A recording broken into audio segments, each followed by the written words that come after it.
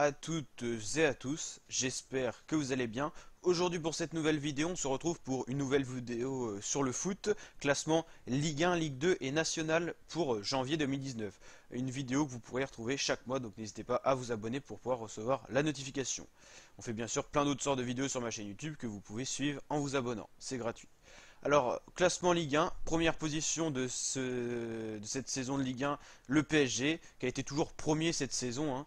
Dès qu'ils ont pris la tête, ils n'ont jamais été redépassés. 0 défaite, 2 matchs nuls, 15 victoires. C'est des statistiques tout simplement exceptionnelles. 47 points, 40 buts marqués, seulement 10 buts concédés. Meilleure attaque du championnat, c'est 50 buts marqués et 10 buts concédés. Meilleure attaque du championnat, largement, 50 buts marqués. Et également meilleure défense du championnat. Le PSG, plus gros budget de la Ligue 1, s'impose et est de plus en plus important et pèse de plus en plus lourd dans les clubs européens, notamment en Ligue des Champions, tout ça. Le PSG est de plus en plus présent. Deuxième position, Lille qui fait une très très bonne saison. Dernier résultat 3-1 face à Caen. 37 points, c'est 20 buts concédés, 32 buts marqués. C'est la deuxième meilleure attaque du championnat tout simplement. 5 défaites quand même. Là on peut voir la différence du niveau par rapport au PSG. 4 nuls et 11 victoires. Troisième position, Lyon qui revient petit à petit. 33 points. C'est 22 buts concédés pour 31 buts marqués. Comme une très bonne attaque. La défense un peu plus fragile. Et c'est quand même une équipe qui pèse aussi au niveau international, au niveau européen, mais qui a un peu plus de mal à s'imposer quand même. Quatrième, Montpellier avec 30 points. Cinquième, Saint-Étienne, qui cette saison est vraiment, ils remontent en niveau, ils arrivent mieux à se trouver. Meilleur collectif cette saison, 30 points. Sixième, l'OM, un petit peu en difficulté de temps en temps, mais elle assure toujours un top 10, cette équipe, 27 points. Par contre, elle était une des meilleures défenses du championnat et maintenant c'est plus du tout le cas. Et meilleure attaque aussi du championnat il n'y a pas longtemps. Enfin, deuxième meilleure attaque derrière le PSG et là c'est plus le cas non plus. L'OM a un petit coup de mou en ce moment. Septième Reims qui fait une très très bonne saison, qui était en Ligue 2 quand même l'année dernière, faut le souligner, 27 points. Elle est quand même dans le top 10 et elle est capable d'être au niveau de l'OM qui est là en Ligue 1 depuis déjà longtemps et tout ça, qui est une grosse équipe avec un gros budget. Et Reims, qui n'a pas un si gros budget que ça, arrive à tenir un bon top 10. Huitième Strasbourg, également bonne surprise, 26 points, une équipe de Ligue 2 aussi l'année dernière. Neuvième Rennes, 26 points. C'est une équipe de top 10. Rennes, toujours un niveau homogène en Ligue 1. Elle redescendra certainement pas en Ligue 2 parce que c'est une très bonne équipe et assure toujours un bon top 10. Dixième Nice, 26 points, qui est capable de faire de bonnes saisons et des saisons plus moyennes. Ils sont capables de faire bien mieux. Ils sont capables d'un top 6, d'un top 7. Là, c'est la dixième position. Le top 6 est toujours accessible. 11e Nantes, 23 points. Ils ont eu un coup de mou en début de saison. Là, ils remontent petit à petit. Ils vont peut-être accéder même au top 10, donc c'est plutôt pas mal. 12e Nîmes, 23 points. 13e Bordeaux, 22 points. Bordeaux, c'est vrai que ces dernières saisons, ils sont moins forts. Ils ont eu des grosses périodes avec notamment des positions en Ligue 1 qui leur permettaient d'accéder aux coupes européennes, tout ça. Là, c'est un peu plus compliqué, hein. 13e position. 14e Toulouse, 21 points. Alors, Toulouse est bien remonté. Ils étaient dans les derniers. Et là, ils arrivent quand même 14e. Ils étaient près de la relégation limite. Et là, c'est mieux quand même. 15e Angers, 20 points. 16e Caen, 18 points. Caen en difficulté cette saison et attention pourquoi pas à la relégation. 17e Amiens, 18 points.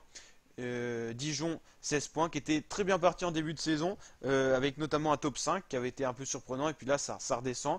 19e Monaco, c'est la grosse désillusion de cette saison. Monaco, très gros budget, très bon joueur, notamment un très bon entraîneur, Thierry Henry, qui a été un des meilleurs buteurs de l'équipe de France, qui est directeur de cette équipe. Et là, Monaco, c'est en grosse difficulté cette saison. Ça serait quasiment un mauvais exploit si Monaco était relégué en Ligue 2, c'est ce qui n'est quasiment jamais arrivé dans l'histoire de cette équipe. Et 20e Guingamp avec 11 points en difficulté cette saison. On va aller voir la Ligue 2. Alors Metz, qui était en Ligue 1 l'année dernière, domine très largement la première position de cette Ligue 2 avec 45 points, 33 buts marqués, 12 buts concédés, meilleure défense du championnat, mais pas la meilleure attaque. La meilleure attaque du championnat, c'est tout simplement Brest, à la deuxième position, 38 points. Brest, ils espèrent tout comme Metz aller en Ligue 1 la saison prochaine, qui leur permettrait d'affronter des équipes de meilleur niveau, notamment s'ils restent en Ligue 1, ils auront un plus gros budget pour les transferts, tout ça, acheter des joueurs. Donc c'est un objectif pour ces équipes qui en sont tout à fait capables. Troisième Paris FC, 35 points. Paris FC, très très bonne saison, très très bonne saison. C'est très satisfaisant ce que développent les joueurs. Et à la quatrième position, on retrouve Lorient, 34 points.